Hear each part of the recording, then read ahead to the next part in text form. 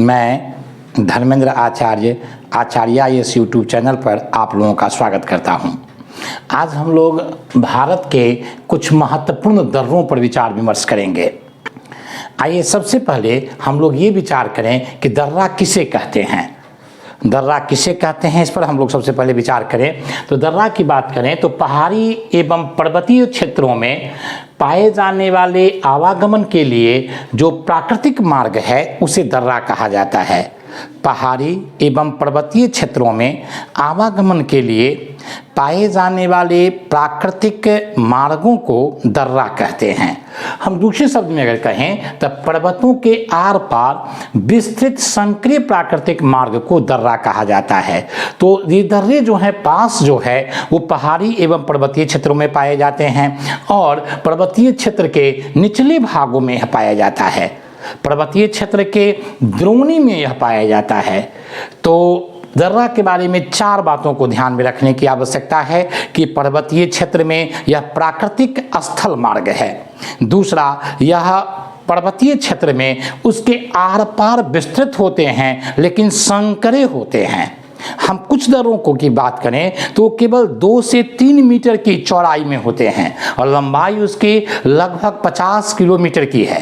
तो इस तरह से हम देखते हैं कि इस तरह के भी दर्रे उपलब्ध हैं और यह पर्वत के निचले भाग में और उसके द्रोणी में पाए जाते हैं। अब इन दर्रों का उपयोग की बात करें तो इन दर्रों के उपयोग मुख्य रूप से 6 कार्यों में, सबसे पहला परिवहन के लिए, फिर व्यापार के क्षेत्र में, फिर हम देखते हैं युद्ध के क्षेत्र में, फिर मानव के प्रवास के क्षेत्र में, फिर हम देखते हैं सड़क मार्ग के लिए और रेलवे मार्ग के लिए इसका उपयोग मुख्य रूप से किया जाता है।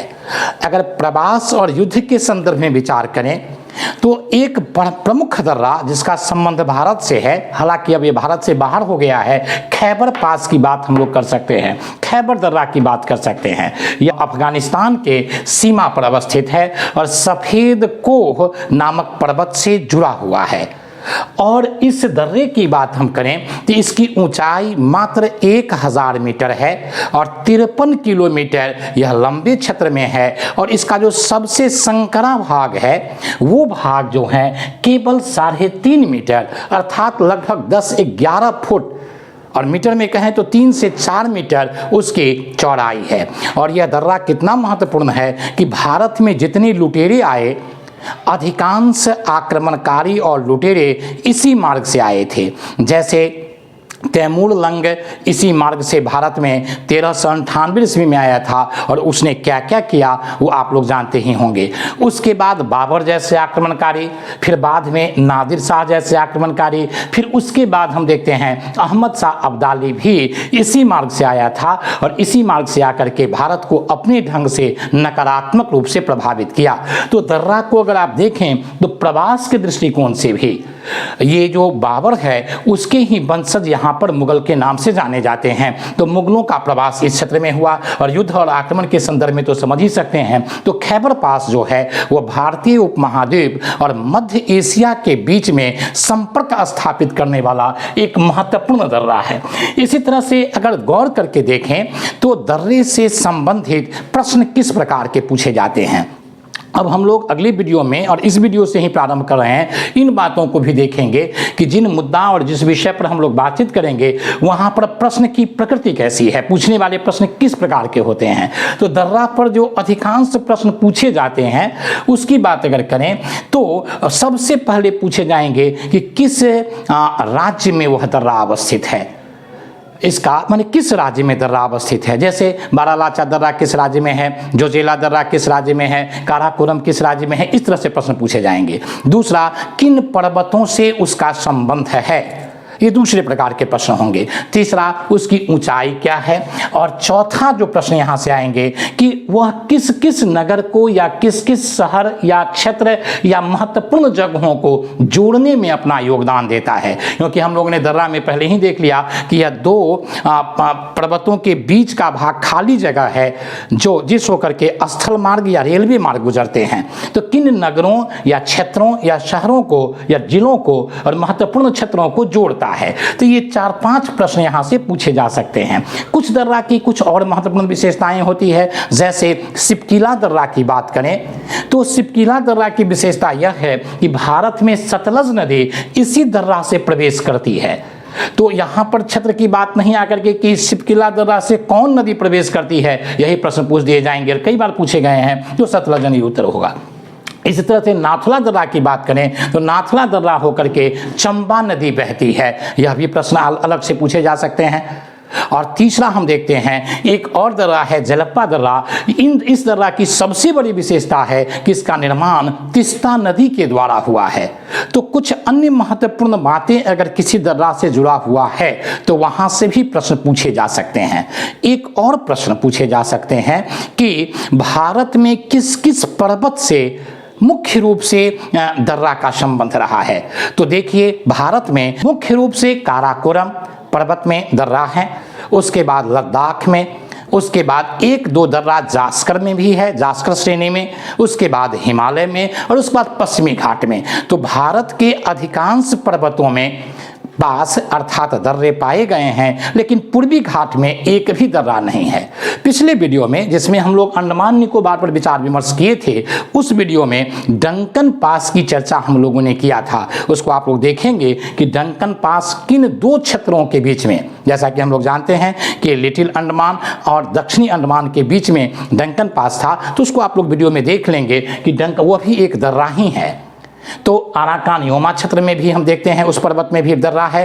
तो कुल मिलाकर के पूर्वी घाट छोड़ दिया जाए तो अधिकांश पर्वत श्रेणियों में दर्रा की उपस्थिति है। और पूरे भारत में देखा जाए तो लगभग 3 दर्जन से भी अधिक महत्वपूर्ण दर्रे हैं। उन दर्रों में से कुछ दर्रे पर हम लोग आज विचार विमर्श करेंगे। तो इसी भूमिका के साथ अब हम लोग भारत के कुछ महत्वपूर्ण दर्रा पर विचार विमर्श करते हैं। अब सबसे पहले हम देखते हैं आफिल दर्रा, जो लद्दाख क्षेत्र में है।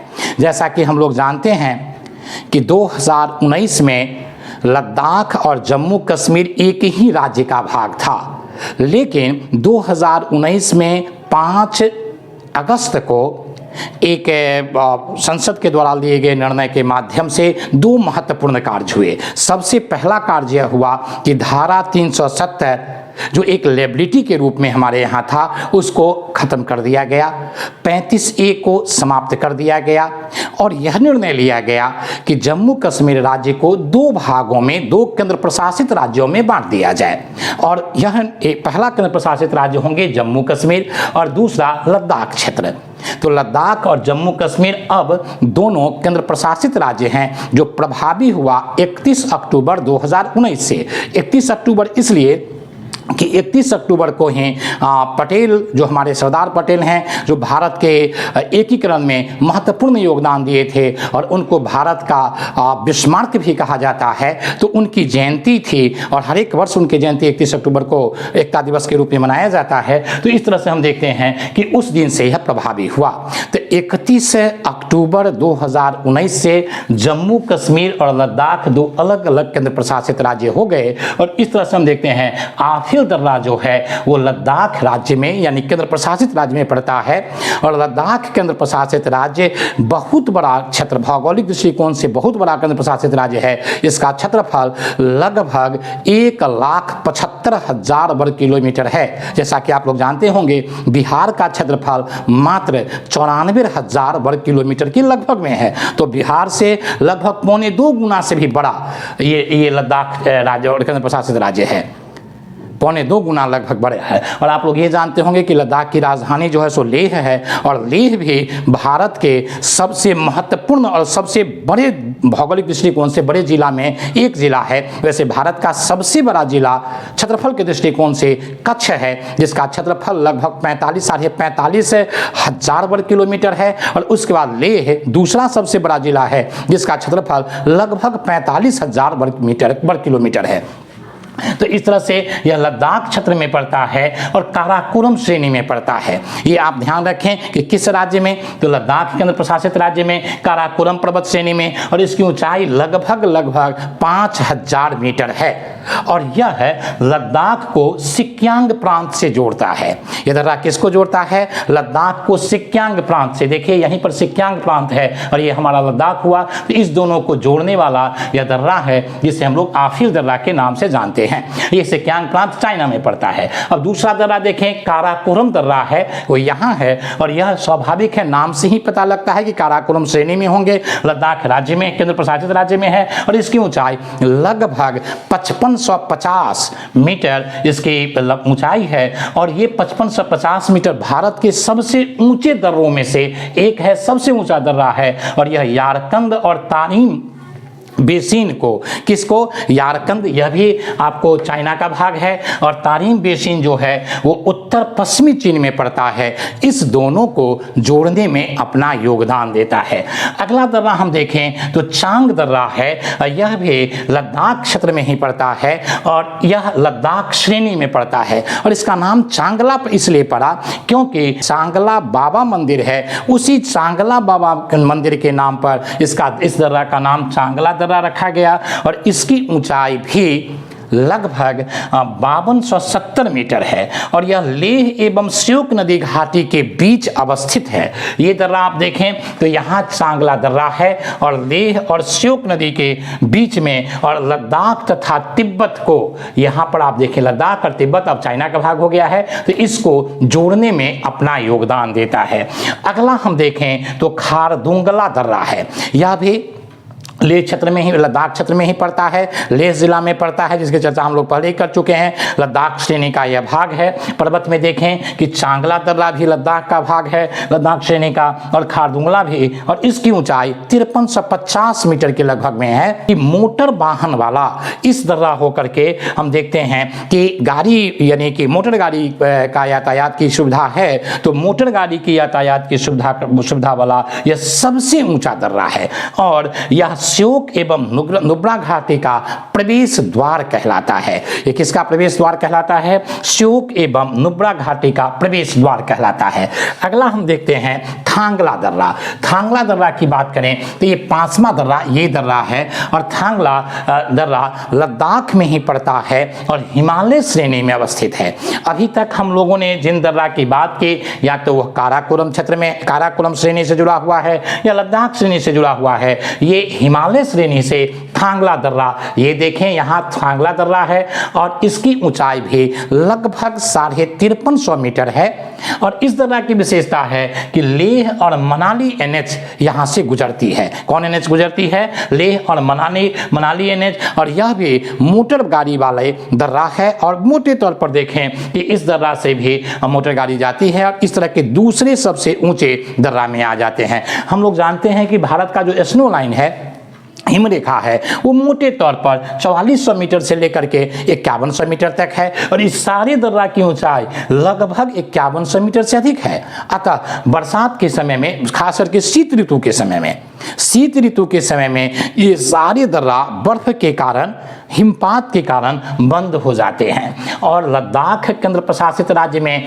जो अंतिम दर्रा महत्वपूर्ण है उसको एमीस दर्रा हम लोग कहते हैं। ला का अर्थ ही दर्रा होता है, तो एमीस ला है और ये लद्दाख में ही पड़ता है, हिमालय पर्वत श्रेणी में पड़ता है और इसकी ऊंचाई 4500 मीटर है। और 4500 मीटर भी बड़ी ऊंचाई हो गई। लद्दाख को तिब्बत से जोड़ने में यह अपना योगदान देता है और ये दर्रा आपको यही है। देखिए लद्दाख ये क्षेत्र हो गया, ये तिब्बत वाला क्षेत्र हो गया, तो इन दोनों को जोड़ने में इमीसला दर्रा अपना योगदान देता है। तो इमीसला दर्रा के बारे में पूछा जा सकता है कि यह किस राज्य में अवस्थित है? तो लद्दाख केंद्र प्रशासित राज्य में अवस्थित है। किस पर्वत श्रेणी से जुड़ा हुआ है? तो हिमालय पर्वत श्रेणी से जुड़ा हुआ है और लद्दाख को तिब्बत से जोड़ने में अपना योगदान देता है। अब हम लोग जम्मू कश्मीर के 4 महत्वपूर्ण दर्रों पर विचार विमर्श करेंगे। सबसे पहला हम देखते हैं बुर्जिला दर्रा। ये बुर्जिला दर्रा को देखें आप, यहाँ है, ये बुर्जिला दर्रा है और बुर्जिला दर्रा जो है वो जम्मू कश्मीर में पड़ता है और काराकोरम पर्वत श्रेणी से इसका संबंध है। और ये कश्मीर घाटी तथा लद्दाख को, ये कश्मीर घाटी हो गया और इस लद्दाख को, दोनों को जोड़ने में अपना योगदान देता है। लद्दाख में भी खास करके ये देवसाई की जो क्षेत्र है, घाटी है, उसको जोड़ता है। देवसाई और स्कार्दू जो हैं यहाँ पर नेशनल पार्क है। इस नेशनल पार्क को कश्मीर घाटी से जोड़ता है और इस दर्रा की ऊंचाई अगर कहें तो यह भी 5000 मीटर ऊंची दर्रा है। इसके बाद देखे हैं दूसरा जोजिला दर्रा। ये आपको जोजिला दर्रा यहाँ है, देखिए ये आपको लद्दाख है, ये जम्मू कश्मीर है। तो इसके एकदम बीच में दोनों की सीमा रेखा पर, जम्मू कश्मीर और लद्दाख की सीमा रेखा पर अवस्थित है। इसकी ऊंचाई की बात करें तो 3850 मीटर की ऊंचाई है। और इस दर्रा की बात करें तो इसे NH1D से गुजरती है और श्रीनगर को कारगिल से, लेह से जोड़ने वाला यह महत्वपूर्ण, यहीं पर श्रीनगर को कारगिल और लेह से जोड़ने वाला यह महत्वपूर्ण दर्रा है। और भारत की सबसे लंबी सुरंग 2018 में इसे मोदी जी के नेतृत्व में बनाया गया। 14 किलोमीटर का यहाँ पर सुरंग बनाया गया है, जो भारत का तो सबसे लंबा सुरंग यहाँ से यहाँ तक का है ही, और एशिया का भी सबसे लंबा सुरंग एक संदर्भ में है कि ये द्विदिशीय, यानी कि इधर और उधर दोनों तरफ से आने जाने की यहाँ पर व्यवस्था है। इस दृष्टिकोण से यह एशिया का भी सबसे लंबा सुरंग है। तो यहाँ पर हम देखते हैं 2018 में इसे बनाया गया था और ये इस दर्रा की बहुत बड़ी विशेषता है, यहाँ से पूछे जा सकते हैं। और जो NH है वो आपको NH1D यहाँ से गुजरते हैं। NH1 NH2 के बारे में हम लोग अगले वीडियो में देखेंगे और पूरे NH के बारे में देखेंगे। पीर पंजाल दर्रा, अब हम लोग पीर पंजाल दर्रा पर विचार विमर्श करेंगे। पीर पंजाल दर्रा जम्मू कश्मीर में अवस्थित है और नाम ही इसका पीर पंजाल है, तो पीर पंजाल श्रेणी से जुड़ा हुआ है। यह हम लोग जानते हैं कि हिमालय में लघु हिमालय से पीर पंजाल का गहरा संबंध है, उसी का वह एक भाग है। और ये जम्मू को श्रीनगर से जोड़ता है और सबसे छोटे मार्ग, इसे जम्मू और श्रीनगर के बीच में सबसे छोटा मार्ग, सबसे महत्वपूर्ण मार्ग है। और इसी में तथाकथित मुगल रोड भी इसी से गुजरता है, जो लाहौर की तरफ जाने वाला रोड था, और इसी के कटे हुए भाग को मुगल रोड कहा जाता है। उसके बाद बनिहाल दर्रा की बात करें तो ये जम्मू कश्मीर में अवस्थित है और इसका संबंध ही पीर पंजाल से है। तो पीर पंजाल में दो महत्वपूर्ण दर्रे हैं, एक पीर पंजाल दर्रा, दूसरा बनिहाल दर्रा। बनिहाल दर्रा की विशेषता है कि इसकी ऊंचाई 2853 मीटर है और जम्मू तथा श्रीनगर को यह जोड़ता है और इससे NH1A गुजरता है। और इसी 1A में जवाहर सुरंग बनाया गया था 1956 ईस्वी में। इसका उद्घाटन पंडित नेहरू ने किया था। और हम देखते हैं कि जवाहर सुरंग का उद्घाटन होने के बाद श्रीनगर और जम्मू के बीच में बहुत कम्युनिकेशन की समस्या खत्म हुई और यहीं पर काजीगुंड से बनिहाल तक रेलवे लाइन बनाए गए हैं। तो ये बनिहाल दर्रा की विशेषता हो गई। और इस तरह से हम देखते हैं जम्मू कश्मीर के 4 महत्वपूर्ण दर्रा, बुर्जिला दर्रा, उसका जोजिला दर्रा, उसके बाद पीर पंजाल और उसके बाद बनिहाल दर्रा हो गए। अब हम लोग हिमाचल प्रदेश के दर्रा की बातचीत करें तो यहाँ पर 3 प्रमुख दर्रा हैं।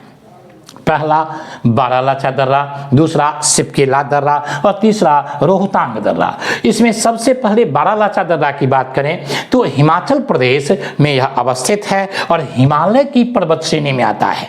इसकी ऊंचाई 4890 मीटर है और यह मनाली तथा लेह को जोड़ने में अपना योगदान देता है। अगर हम लोग बारालाचा दर्रा को देखें तो बारालाचा दर्रा यहाँ है, ये बारालाचा दर्रा है। तो यहाँ ये आपको हिमालय माने लद्दाख और मनाली को जोड़ने में, लेह को जोड़ने में अपना योगदान देता है। मंडी, लाहौल, स्पीति और लेह को यहाँ से जोड़ता है। तो ये इस तरह से हम देखते हैं कि हिमाचल प्रदेश को लद्दाख से जोड़ने वाला यह महत्वपूर्ण दर्रा है। सिपकिला दर्रा की बात करें तो सिपकिला दर्रा जो है हिमाचल प्रदेश में पड़ता है, हिमालय के श्रेणी में ही पड़ता है और इसकी ऊंचाई लगभग 4300 मीटर है।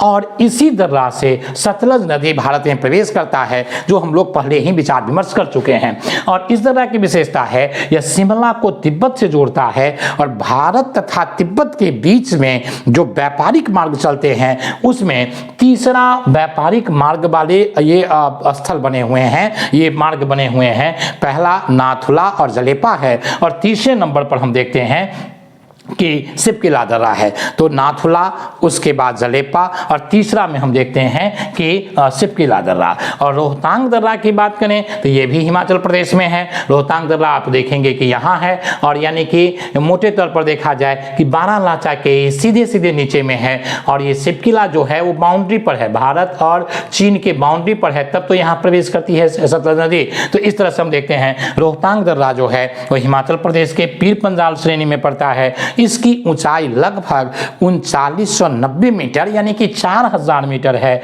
और इसे लाहौल तथा स्पीति के प्रवेश द्वार भी कहा जाता है। और यह कुल्लू और लाहौल स्पीति को जोड़ने वाला बने दर्रा है। और यह जो है वो मनाली को लेह से जोड़ने वाले मार्ग इसी होकर के गुजरते हैं। तो कुल मिलाकर के हम देखते हैं कुल्लू को, मनाली को, इस सब को जोड़ने वाले ये दो महत्वपूर्ण दर्रे हैं। एक तो बारालाचा दर्रा और दूसरा रोहतांग दर्रा, जो कुल्लू, मनाली, लाहौल स्पीति और इस तरह के जो क्षेत्र हैं उनको इस लद्दाख और लेह वाले क्षेत्र से जोड़ता है। तो इस तरह से आज हम लोग मुख्य रूप से लद्दाख क्षेत्र के दर्रा, उसके बाद आपको जम्मू कश्मीर क्षेत्र के दर्रा, और उसके बाद है हम देखते हैं कि हिमाचल प्रदेश के दर्रा पर विचार विमर्श किए हैं। अगली वीडियो में हम लोग अन्य दर्रे पर विचार विमर्श करेंगे। धन्यवाद।